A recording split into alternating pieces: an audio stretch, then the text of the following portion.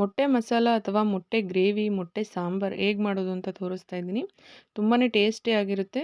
Chicken, mutton ತಿಂದಷ್ಟೇ ಟೇಸ್ಟಿಯಾಗಿರುತ್ತೆ. Chicken, mutton ಇದ್ರ ಮುಂದೆ ಏನೂ ಅಲ್ಲ, ಅಷ್ಟು ಚೆನ್ನಾಗಿ ಮಾಡ್ಕೋಬೋದು. ಈ ರೆಸಿಪಿ ನಿಮ್ಗೆ ಇಷ್ಟ ಆದರೆ ನನ್ನ ಚಾನಲ್ನ ಸಬ್ಸ್ಕ್ರೈಬ್ ಮಾಡ್ಕೊಳ್ಳೋದು ಮಾತ್ರ ಮರಿಬೇಡಿ. ಹಾಗೆ ಪಕ್ಕದಲ್ಲಿರೋ ಬೆಲ್ ಐಕನ್ನು ಪ್ರೆಸ್ ಮಾಡಿ. ನಾನು ಅಪ್ಲೋಡ್ ಮಾಡೋ ಪ್ರತಿಯೊಂದು ವಿಡಿಯೋ ನೋಟಿಫಿಕೇಷನ್ ನಿಮಗೆ ಮೊದಲು ಬರುತ್ತೆ. ಬನ್ನಿ ಮಾಡೋದು ಹೇಗೆ ಅಂತ ತೋರಿಸ್ತೀನಿ. ಮೊದಲಿಗೆ ನಾನಿಲ್ಲಿ ಚಕ್ಕೆ, ಲವಂಗ, ಏಲಕ್ಕಿ ಮತ್ತು ಸ್ವಲ್ಪ ಗಸಗಸೆ, ಒಂದು 4 ಮೆಣಸುಕಾಳು ಎತ್ತಿಟ್ಕೊಂಡಿದ್ದೀನಿ ಮಿಕ್ಸಿಗೆ ಹಾಕ್ಕೊಳ್ಳೋಕ್ಕೆ.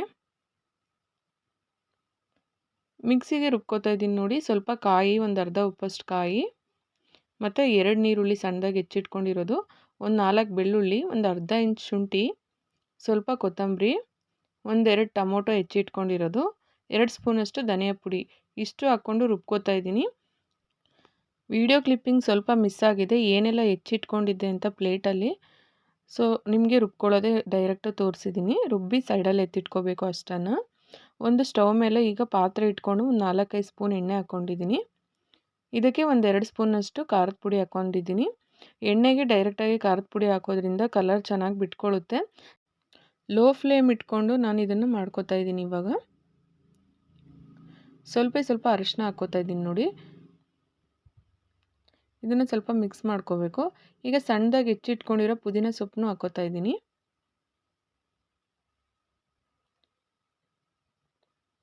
ನೋಡಿ ಎಷ್ಟು ಚೆನ್ನಾಗಿ ಕಲರ್ ಬಿಟ್ಕೊಂಡಿದೆ ಅಂತ ಖಾರದ ಪುಡಿ ಎಣ್ಣೆಯಲ್ಲಿ ತೋರಿಸ್ತಾ ಇದ್ದೀನಿ. ಈಗ ರುಬ್ಬಿಟ್ಕೊಂಡಿರೋ ಮಸಾಲಾನ ಅದಕ್ಕೆ ಸೇರಿಸ್ತಾ ಇದ್ದೀನಿ. ಸ್ವಲ್ಪ ಮಿಕ್ಸಿ ಜಾರ್ಗೆ ನೀರು ಹಾಕ್ಬಿಟ್ಟು ನೀರನ್ನು ಅದಕ್ಕೆ ಮಿಕ್ಸ್ ಮಾಡಿ ಹಾಕಿ ಅದನ್ನು ಇವಾಗ ಮಿಕ್ಸ್ ಮಾಡ್ಕೋತಾ ಇದ್ದೀನಿ ನೋಡಿ. ಎಷ್ಟು ಚೆನ್ನಾಗಿ ಕಲರ್ ಬಿಟ್ಕೊಂಡಿದೆ ಖಾರದ ಪುಡಿ. ಚೆನ್ನಾಗಿ ಮಿಕ್ಸ್ ಮಾಡ್ಕೋಬೇಕು.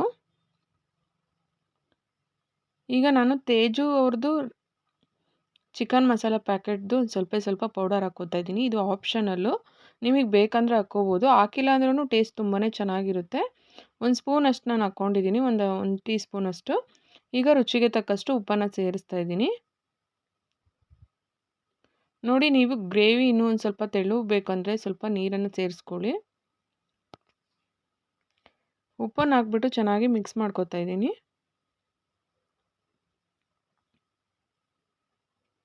ನಾನು ಇನ್ನೊಂದು ಸ್ವಲ್ಪ ನೀರನ್ನು ಸೇರಿಸ್ಕೋತಾ ಇದ್ದೀನಿ ನೋಡಿ. ನನಗೆ ಸಾಂಬಾರು ಥರ ಬೇಕಿತ್ತು, ಹಾಗಾಗಿ ನೀರು ಸೇರಿಸ್ಕೊಂಡಿದ್ದೀನಿ.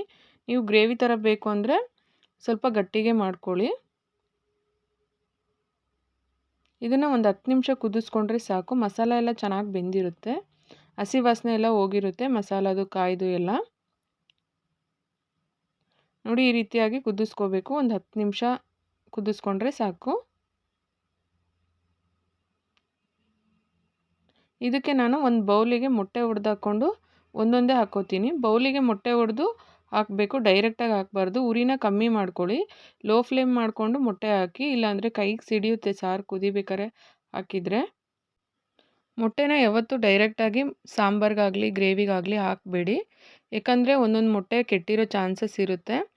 ಸೊ ಅವಾಗ ಹಾಕಿದಾಗ ಸಾಂಬಾರೆಲ್ಲ ತುಂಬಾ ವೇಸ್ಟ್ ಆಗಿಬಿಡುತ್ತೆ. ಒಂದು ಮೊಟ್ಟೆಯಿಂದ ಬೌಲಿಗೆ ಹಾಕಿ ಆಮೇಲೆ ಸಾಂಬಾರಿಗೆ ಹಾಕೋದು ಬೆಸ್ಟ್ ಅನಿಸುತ್ತೆ ನನ್ನ ಪ್ರಕಾರ.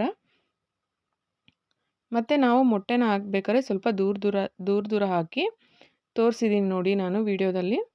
ಆ ರೀತಿಯಾಗಿ ಮೊಟ್ಟೆನ ದೂರ ಒಡೆದು ಹಾಕ್ಕೊಂಡು ಒಂದು 5 ನಿಮಿಷ ಮುಚ್ಚಳ ಮುಚ್ಚಿಬಿಟ್ಟು ಬೇಯಿಸ್ಕೊಂಡ್ರೆ ಸಾಕು. ಮೊಟ್ಟೆ ಬೇಗನೆ ಬೇಯುತ್ತೆ. ಸಾಂಬಾರು ಆಗಲೇ ಕುದಿಸ್ಕೊಂಡಿರ್ತೀವಿ, ಜಾಸ್ತಿ ಹೊತ್ತೇನು ಬೇಯಿಸ್ಕೊಳ್ಳೋದು ಬೇಕಾಗಿಲ್ಲ. ನೋಡಿ 5 ನಿಮಿಷಕ್ಕೆ ರೆಡಿ ಆಯಿತು. ಎಷ್ಟು ಟೇಸ್ಟಿಯಾಗಿರುತ್ತೆ ಅಂದರೆ ತುಂಬಾ ಚೆನ್ನಾಗಿರುತ್ತೆ ನೋಡಿ. ಎಷ್ಟು ನೀಟಾಗಿ ಬೆಂದಿದೆ ಮೊಟ್ಟೆ ಅಂತ.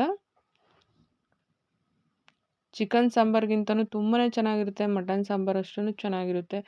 ನೀವು ಚಿಕನ್ ಮಟನ್ ಮಾಡಿಲ್ಲ ಅನ್ನೋ ಬೇಜಾರಿಲ್ಲ, ಮೊಟ್ಟೆ ಸಾಂಬಾರನ್ನೇ ಅದರಷ್ಟೇ ಚೆನ್ನಾಗಿ ಮಾಡ್ಕೊಂಡು ತಿನ್ಬೋದು. ಈ ವಿಡಿಯೋ ಕೊನೆಯವರೆಗೂ ನೋಡಿರೋರಿಗೆಲ್ಲರಿಗೂ ಧನ್ಯವಾದಗಳು. Thank you for watching.